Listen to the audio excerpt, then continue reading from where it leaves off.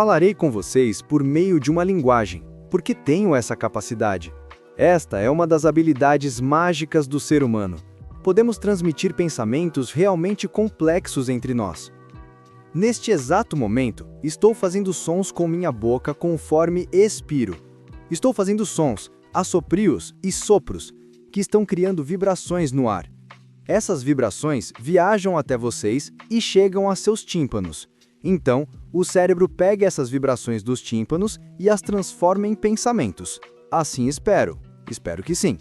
Por causa dessa capacidade, nós, humanos, conseguimos transmitir nossas ideias por enormes distâncias de espaço e tempo. Somos capazes de transmitir conhecimento entre mentes. Posso colocar uma nova ideia bizarra em sua mente neste momento. Eu poderia dizer: imaginem uma água viva dançando valsa em uma biblioteca, enquanto pensa sobre a mecânica quântica. Se tudo vai relativamente bem em sua vida até agora, talvez vocês não tenham pensado nisso antes, mas acabei de fazê-los pensar nisso por meio da linguagem.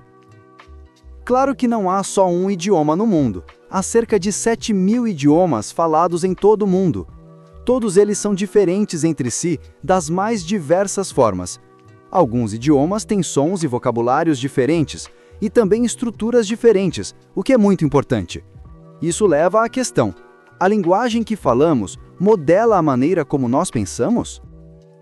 Essa é uma questão antiga, e especula-se sobre isso eternamente.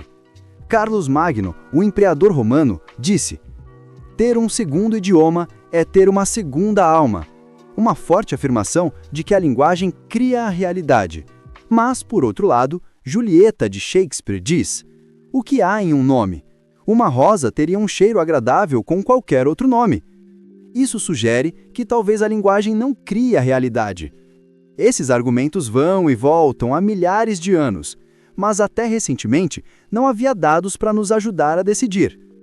Em meu laboratório e em outros ao redor do mundo, iniciamos pesquisas e temos agora dados científicos reais para embasar essa questão. Vou lhes contar alguns de meus exemplos favoritos. Começarei com um exemplo de uma comunidade aborígene da Austrália com a qual eu trabalhei. Esse é o povo Cook-Taioerri, que vive em Porampurawa, na margem do extremo oeste de Cabo York. O legal sobre o Cook-Taioerri é que eles não usam palavras como leste e direita. Em vez disso, tudo é expresso em pontos cardeais: norte, sul, leste e oeste. Quando digo tudo, quero dizer realmente tudo. Diríamos algo como: tem uma formiga na sua perna ao sudoeste. Ou, mexa sua xícara um pouquinho para o norte-nordeste. Na verdade, o modo como você diz olá em Cook-Taioerri é: para onde você vai? A resposta deveria ser: norte-nordeste no lado de lá, e você? Imaginem que, ao caminharmos por aí durante o dia, a cada pessoa que cumprimentássemos, temos que dizer para onde estamos indo. Mas isso realmente nos orientaria muito rápido, não é mesmo? Porque não conseguiríamos passar do olá, se não soubéssemos para onde estamos indo.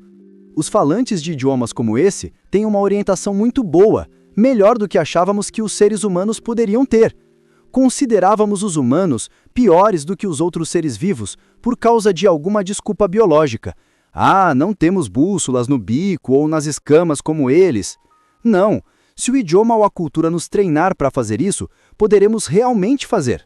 Há seres humanos ao redor do mundo muito bem orientados. Só para entrarmos em acordo com rapidez. Quero que todos fechem os olhos por um momento e apontem para o sudeste. Mantenham seus olhos fechados. Apontem. Ok, agora podem abrir os olhos. Vejo vocês apontando para lá, para cá, aqui, ali, acolá. Eu mesma não sei onde fica. Vocês não ajudaram muito. O nível de precisão nesse auditório não foi muito alto. Há uma grande diferença na capacidade cognitiva entre linguagens, certo? Um grupo muito distinto como vocês não conhece o caminho. Mas em outro grupo, eu perguntaria para uma criança de 5 anos e ela saberia. Há também diferenças muito grandes em como as pessoas consideram o tempo. Tenho aqui fotos do meu avô com idades diferentes. Se eu pedisse para um falante inglês organizar o tempo, ele faria desta forma, da esquerda para a direita. Isso tem a ver com o sentido da escrita. Falantes de hebraico ou árabe fariam isso do sentido oposto, da direita para a esquerda. Mas como faria o Kuuk-Taioweri, o grupo aborígene que mencionei há pouco? Eles não usam palavras como direita e esquerda. Vou dar uma pista. Quando as pessoas estão sentadas de frente para o sul, elas organizam o tempo da esquerda para a direita. Quando estão sentadas de frente para o norte, elas organizam o tempo da direita para a esquerda. Quando estão de frente para o leste, o tempo vem em direção ao corpo. Qual é o padrão? Leste para oeste, não é mesmo? Para elas, o tempo não fica preso ao corpo de forma alguma, fica preso à paisagem. Para mim, se estou de frente para cá, o tempo vai por aqui. Se estou de frente para cá, o tempo vai por aqui. Eu, de frente para cá, o tempo vai por aqui. É muito egocêntrico de minha parte ter o sentido do tempo me perseguindo toda vez que viro meu corpo. Para os Kuuk-Taioweri, o tempo está preso à paisagem. É um modo radicalmente diferente de pensar sobre o tempo. Esta é uma outra habilidade humana muito inteligente. Vamos supor que eu pergunte quantos pinguins estão aí. Aposto que sei como resolveriam o problema caso o fizessem. Vocês contariam assim: 1, 2, 3, 4, 5, 6, 7, 8. Atribuímos um número a cada um deles e o último será a quantidade de pinguins. É uma pequena habilidade que aprendemos a usar quando crianças. Aprendemos uma lista de números e como aplicá-la. Uma pequena habilidade linguística. Há idiomas que não fazem isso, porque alguns deles não têm uma palavra definida para números. São idiomas que não têm uma palavra como 7 ou uma palavra como 8. De fato, as pessoas que falam esses idiomas não contam e têm problemas em seguir quantidades exatas. Se eu pedisse a vocês, por exemplo, para associar esta quantidade de pinguins à mesma quantidade de patos, vocês seriam capazes de fazer isso contando, mas os povos que não têm esta habilidade linguística não conseguem fazer isso. Os idiomas também diferem no modo como dividem o espectro de cores, o mundo visual. Alguns idiomas têm muitas palavras para cores, outros têm apenas duas, claro e escuro. Há idiomas que diferem em onde colocam os limites entre as cores. Em inglês, por exemplo, há uma palavra para azul, que abrange todas as cores que podemos ver na tela. Mas em russo, não há uma palavra única.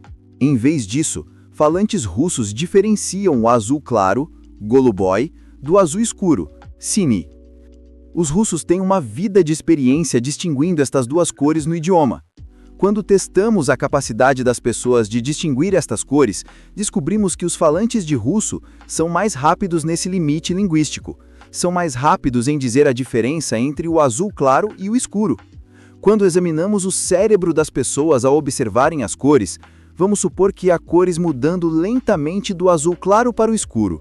O cérebro das pessoas que usam palavras diferentes para azul claro e azul escuro mostrará uma reação de surpresa conforme as cores mudarem, como algo claramente mudou, enquanto o cérebro de falantes de inglês, que não fazem essa distinção explícita, não tem essa reação, porque nada mudou claramente. Os idiomas têm todos os tipos de peculiaridades estruturais. Este é um de meus favoritos. Muitos idiomas têm gêneros gramaticais. A cada substantivo é atribuído um gênero, muitas vezes masculino ou feminino. Os gêneros são diferentes nos idiomas. Por exemplo, o sol é feminino em alemão, mas masculino em espanhol, e a lua, o contrário. Isso poderia mesmo ter consequências na maneira como as pessoas pensam? Os falantes de alemão pensam no sol como se fosse mais feminino e a lua como se fosse mais masculino? É o que realmente acontece. Se pedirmos a falantes de alemão e de espanhol para descrever uma ponte, como esta aqui, acontece que a palavra ponte é gramaticalmente feminino em alemão e gramaticalmente masculino em espanhol. É mais provável que falantes de alemão digam que as pontes são bonitas, elegantes e usem palavras de natureza feminina, ao passo que falantes de espanhol talvez digam que elas são fortes ou extensas, palavras de natureza masculina. Os idiomas também diferem no modo como descrevem eventos. Considere um evento como este, um acidente. Em inglês, está certo dizer ele quebrou o vaso. Em um idioma como o espanhol, é mais provável dizer o vaso quebrou ou o vaso se quebrou. Se for um acidente, não diremos que foi causado por alguém. Em inglês, de modo estranho, podemos ainda dizer coisas do tipo quebrei meu braço. Em muitos idiomas não se pode usar essa construção a menos que você seja maluco e saia por aí pensando em quebrar seu braço e consiga fazer isso. Se fosse um acidente, usaríamos uma construção diferente. Mas isso tem consequências. As pessoas que falam vários idiomas prestarão atenção em coisas diferentes, dependendo do que o idioma lhes peça para fazer. Então, mostramos o mesmo acidente a falantes de inglês e de espanhol. Os falantes de inglês se lembrarão de quem o causou, porque o idioma inglês exige que se diga ele fez isso, ele quebrou o vaso. Os falantes de espanhol podem não se lembrar de quem o quebrou, se foi um acidente, mas é mais provável que se lembrem de que foi um acidente. É mais provável que se lembrem da intenção. Então, duas pessoas presenciam o mesmo evento, testemunham o mesmo crime, mas acabam se lembrando de coisas diferentes sobre esse evento. Isso tem implicações, é claro, para o testemunho ocular. Também tem implicações para a culpa e a punição. Se considerarmos falantes de inglês e eu mostrar a eles alguém quebrando um vaso e disser, ele quebrou o vaso, em vez de dizer, o vaso quebrou, mesmo que vocês possam testemunhar, assistir ao vídeo, assistir ao crime contra o vaso, vocês punirão mais alguém, culparão mais alguém, se eu disser apenas ele o quebrou, em vez de quebrou. A linguagem guia nosso raciocínio sobre os eventos. Vou dar alguns exemplos de como a linguagem pode modelar profundamente a maneira como pensamos, e ela faz isso de várias maneiras. A linguagem pode ter efeitos grandes, como vimos com o espaço e o tempo, em que podemos dispor o espaço e o tempo em coordenadas completamente diferentes entre si. A linguagem também pode ter efeitos muito profundos, como vimos no caso dos números. Ter palavras para contar em seu idioma, palavras para números, abre todo o mundo da matemática. Claro, se não contamos, não podemos fazer álgebra, não podemos fazer nenhuma das coisas necessárias para construir um auditório como este, ou fazer esta transmissão. Essa pequena habilidade com números é o ponto de partida para um completo mundo cognitivo. A linguagem também pode ter efeitos muito antecipados, como vimos no caso das cores. São decisões muito simples, básicas e intuitivas. Tomamos milhares de decisões o tempo todo, mas a linguagem está chegando lá e criando caso até mesmo com nossas pequenas decisões intuitivas. A linguagem pode ter efeitos muito amplos. O caso do gênero gramatical pode ser um pouco bobo, mas ao mesmo tempo, o gênero gramatical se aplica a todos os substantivos. Significa que a linguagem pode modelar como pensamos sobre qualquer coisa que podemos chamar por um substantivo. E isso é muita coisa. Finalmente, vou dar um exemplo de como a linguagem pode modelar coisas de importância pessoal para nós. Ideias como culpa, punição ou memória de testemunho ocular, que são coisas importantes em nossa vida diária. A beleza da diversidade linguística é que ela revela para nós o quão genial e flexível a mente humana é. A mente humana não inventou apenas um universo cognitivo, mas 7.000. Há 7.000 idiomas falados em todo o mundo. E podemos criar muitos outros. Os idiomas, é claro, são coisas vivas que podemos aprimorar e mudar para adaptados às nossas necessidades. É triste estarmos perdendo tanto dessa diversidade linguística. O tempo todo. Perdemos cerca de um idioma por semana. E segundo algumas estimativas, metade dos idiomas do mundo desaparecerá nos próximos 100 anos. Pior ainda é que neste exato momento, quase tudo o que conhecemos sobre a mente humana e o cérebro humano é geralmente baseado em estudos de alunos falantes de inglês americano nas universidades. Isso exclui quase todo mundo, não é verdade? O que conhecemos sobre a mente humana é incrivelmente limitado e preconceituoso, e nossa ciência precisa melhorar. Quero deixá-los com este último pensamento. Mostrei como falantes de diferentes idiomas pensam diferentes. Mas não é sobre como as pessoas de outros lugares pensam, é sobre como nós pensamos. É sobre a linguagem que falamos, a maneira como nós pensamos. Isso nos dá a oportunidade de perguntar: por que penso dessa maneira? Como poderia pensar de modo diferente? E também, que pensamentos desejo criar? Muito obrigado.